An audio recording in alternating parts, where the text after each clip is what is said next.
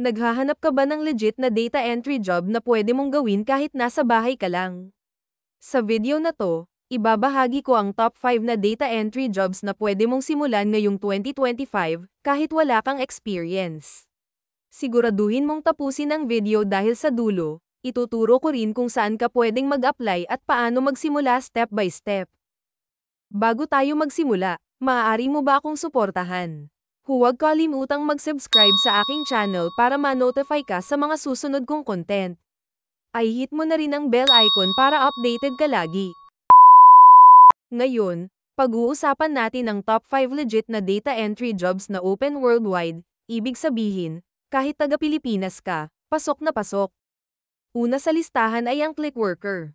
Ang Clickworker isang kilalang website kung saan may mga micro-tasks gaya ng pagtag ng data, surveys, at simpleng data entry.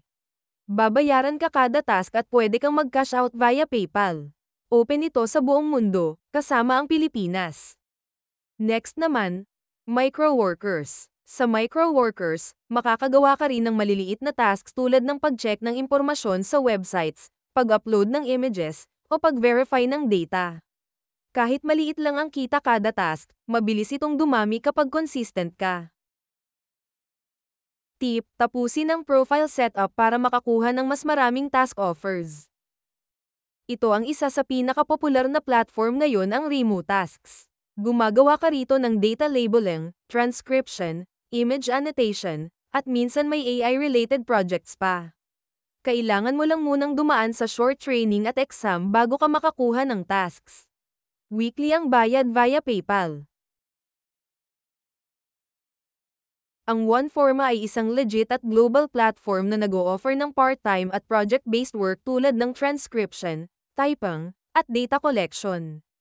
Ang maganda rito, madalas hindi kailangan ng experience. May mga short-term projects lang na ilang araw o linggo, depende sa availability. Kumikita rito ang mga freelancers sa Asia, Latin America, at syempre, Philippines. Payouts ay via Payoneer o PayPal. Isa sa mga legit na company na matagal na sa remote work industry ay ang Appen. Marami silang projects tulad ng data entry, voice recording, image categorization, at search evaluation. Worldwide din ang hiring nila at may mga short-term, part-time, at long-term gigs. Kahit estudyante ka, working mom, o tambay, may chance ka dito basta may device at internet. Ang kitaan ay depende sa project. So, ayan guys.